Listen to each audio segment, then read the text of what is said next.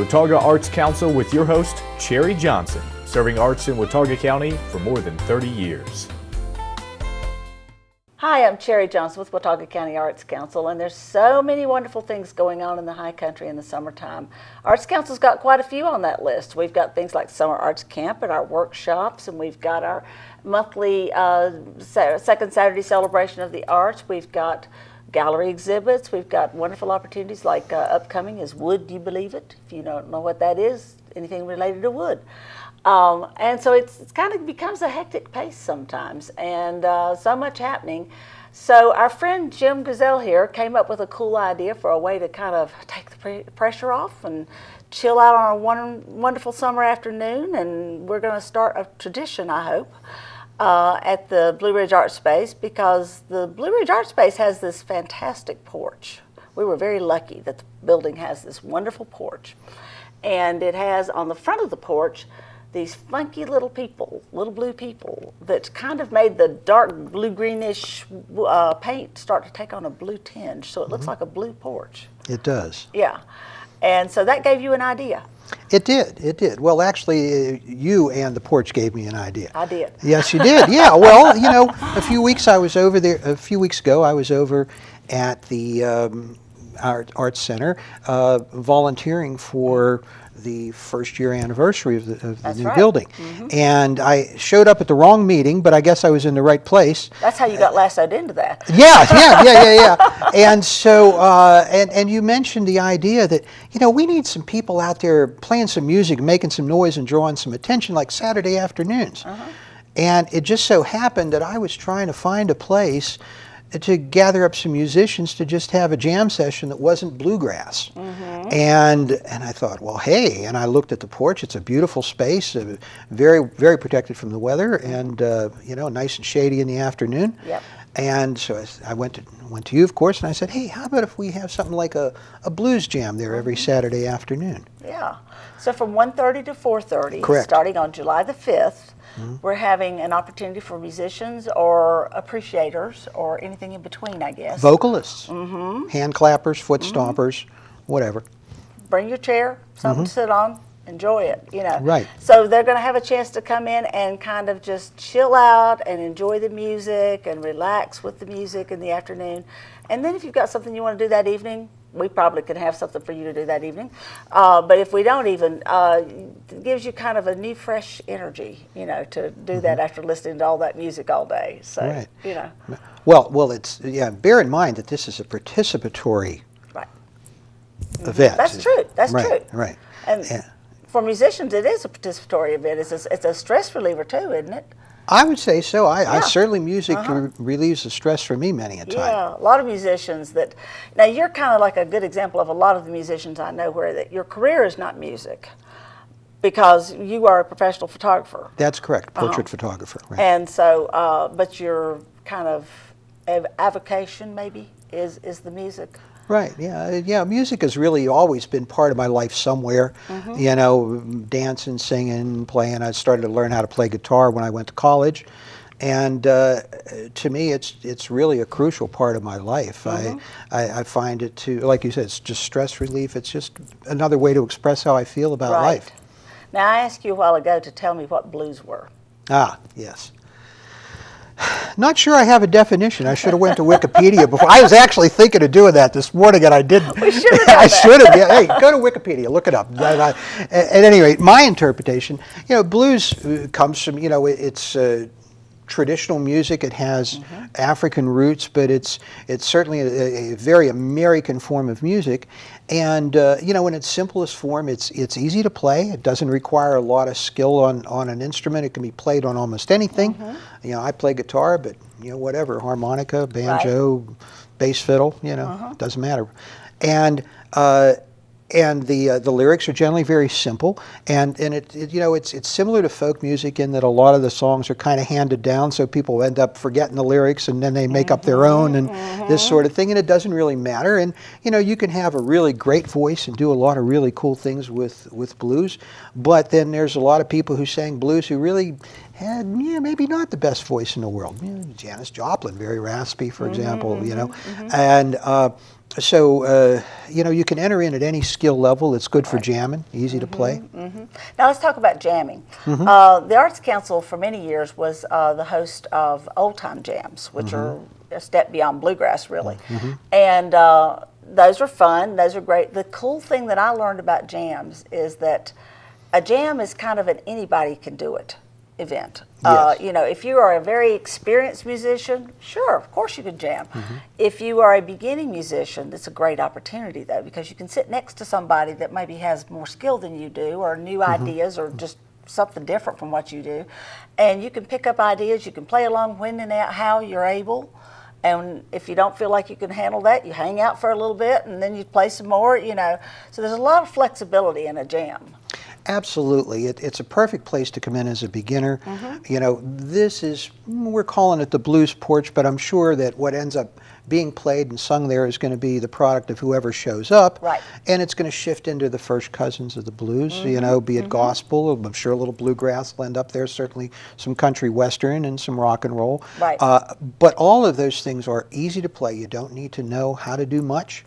And you're going to learn from the people who are there. Jams, by their very nature, you know, for most people, are very non-critical. And they're very open supportive. to everybody. Absolutely. Yeah. That's absolutely. a neat thing about a jam is I've never seen in a jam people have, oh, you're not so good, or whatever kind of attitudes. You know? No. It's really, really a very accepting attitude in a jam session.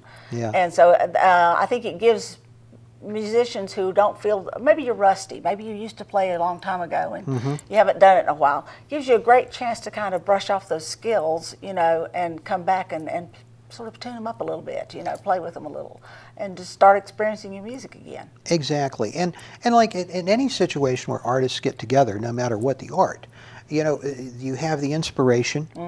You know, by its nature, a jam is composed of musicians who want to interact with other musicians. You know, if you want to be the superstar, then the jam session probably isn't where you're going to show up anyway. You know, because you don't get to be the lead guy all the time, just a little bit. And so, yeah, it does work well to do those things for the beginners, the people who are shaking off rust, or for that matter, people who are who have gotten good with what they do in this direction, because they're going to learn off other musicians anyway, because somebody's going to play a riff or somebody's going to sing something in a way that goes, wow, how'd you do that? Or wow, that gives me an idea.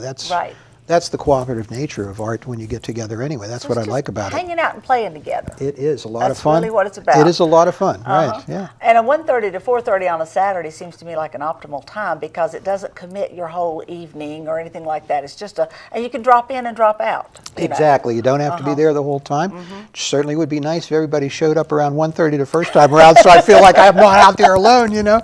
But we're going to make you play no matter what. Well, I don't have a problem with that. I will do that, yes, indeed. So, and I would advise you, if you're going to do that, to not only bring your instrument, but it wouldn't be a bad idea to bring along a chair if you happen to have one. If you don't, we do have some chairs.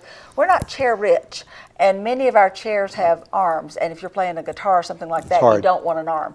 And so there are limits in that regard. So if you've got something that you can bring to sit on to play, it'd be great to do that.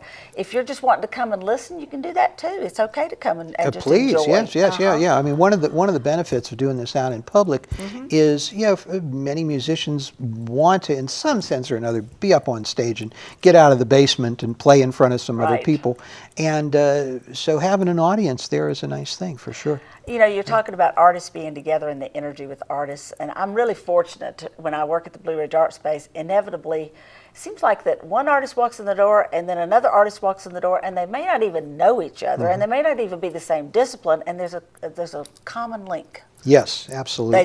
They just connect. You know, it's really great to watch that energy going back and forth between the varied artists of various kinds of disciplines and various kinds of interests and so forth. And artists tend to be a very open-armed group. I don't see much snobbery going on in the arts you know, among the artists. Well, you know, you do see that, I think, from some people, but then they're the lone wolves, so you don't have them show up in the community. They don't come hang out with us. No, they're not in the communal Right. venues, and I think they miss out on something there, really. If we can take a little bit of a side trip, you know what, recently I started to put together an organization called Carolina Artist Salon. Yes, that's true. And you were telling me about that. Right. And I was a member of an artist salon up in Washington, D.C. for about 10 years, back when I started my photography career. And it was incredibly helpful to me in so many different ways, dealing with my fears, dealing with business, seeing what other people were doing, starting to learn how much the art's interconnected and how if I was stuck creatively somewhere in one art, I could go somewhere else, all these different things. Now, for the benefit of people who don't know that term, what is an artist salon? Well, it is artistically inclined people, and it doesn't mean that you have to consider yourself to be an artist. You may just be an appreciator or somebody who wish you were an artist, or well, you probably are, you just don't know it. That's one of the benefits. But people get together to exchange ideas and thoughts, and it'll be around the art. But you know, the arts express so much. It expresses what we do in life, our goals for the world. So you know, very often the salons branch out into a few other areas, and what it ends up getting talked about or done. But ultimately, it's about creative expression and furthering the goals of the members. And so that's the purpose of this salon. We now have a little chapter that started up down in Columbia, South Carolina, and I have friends down here, mostly musically inclined people. Everybody I've met up in Boone almost has been a visual artist, and we're starting to get this together. Both sides there. Yeah, I'm sure there's plenty of musicians. I just haven't met them, you know. I'm just saying, you know, I keep running into the visual artists, There's which also is a literature arm too, so we got a whole bunch of those. You know. Well, that's true. I have met some of those people. That's right. I have, yeah. And so the artists in the community could get together in a salon environment and just kind of hang out. Exactly. And you know, so anyway, it's on Facebook, Carolina Artist Salon. You know, check it out. But we're co-sponsoring this, and we're there. And as far as how we interact with organizations such as the Watauga County Arts Council, is that we're in support of any organization that furthers the arts and what we can do to help out in some form or another. And in this case, you know, it's mutually beneficial. And we also share another branch of that same mission, and that is not only furthering the arts, but furthering the artists. Yeah, absolutely. Absolutely. That's a big part of it. Yes. The Arts Council is in the ending cycle of a Business of the Arts series that's been going on for a couple of months now. And it won't really end. It's just that we're doing a cycle and then we'll do another cycle. But last night I was at a workshop that we were sponsoring that was sponsored also by the Economic Development Commission and Handmade in America, and it was about profitability. How to make money as an artist, how to survive as an artist. Right. Charge something for your art. That's the first step. Well, and how much do you charge, and how do you figure out how much you should charge, and how do you earn a living doing that, you know? Yeah. I've got a story for you on that. Okay. Back when I was starting out as a photographer, I'm reading this, How to Open a Photography Studio, and the guy who wrote the book was sharing that he learned this from some other experienced photographer. How much do you charge? You know, he got a chance to do something for somebody who he knew had some bucks, but he had the fears of asking. He said, what do I charge? And the other guy says, well, can you say $20,000? Well, I couldn't even, the guy couldn't even start to get that out of his mouth. Well, can you say 15? Can you say 10? You know, ultimately, it's what you can charge for your art is what you can ask for your art. And what people will pay for it. But if you don't ask, not too many people are going to offer to pay you more. That's absolutely true. You're right. You know, and I see a lot of people really undervalue their art.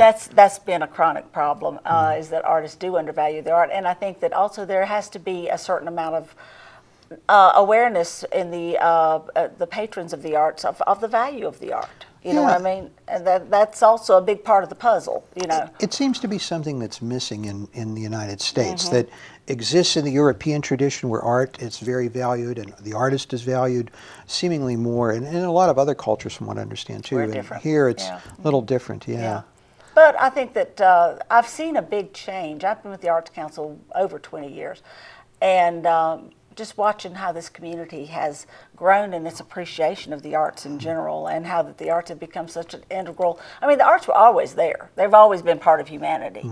But to see them come out into the forefront as much as they have in our community, and to become such an integral part of our financial structure as well as our cultural structure as well as everything else in our lives, you know, which says a lot for the area. And I know a lot of folks that move here because that is the trend in our community, and I feel really grateful to be part of a community that's so excited about the arts in general. And every kind, like you said, you hadn't run into many musicians yet. I don't know how you missed that. They're on every single place I go, there's musicians.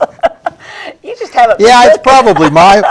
Well, maybe I was trying to find somebody who wasn't playing bluegrass. That now might that might be. Not that I don't like bluegrass. I do. Don't get me wrong. Well, actually, though, you know, that brings up something, is that we're partners with Appalachian State University in having the community music school doing lessons in our facility. Oh yeah. And so we have a lot of lessons going on through the building, and they're very multidisciplinary. I don't think we've got any old time lessons going, but we have. I hear down the hall, you know, there'll be classical, there'll be the Suzuki styles, there'll be the jazz styles, there'll be, you know, different kinds of styles of music are being trained within these lessons. So if you're interested in learning, get in touch with me if you'd like to, and I can connect you to the right people. The Arts Council, of course, is at 264-1789, or you can check our website, watauga-arts.org, and there are links. But it's a great place to kind of get started too. And those lessons, incidentally, are not, it's community music school, so it's not children's music school. It's everybody.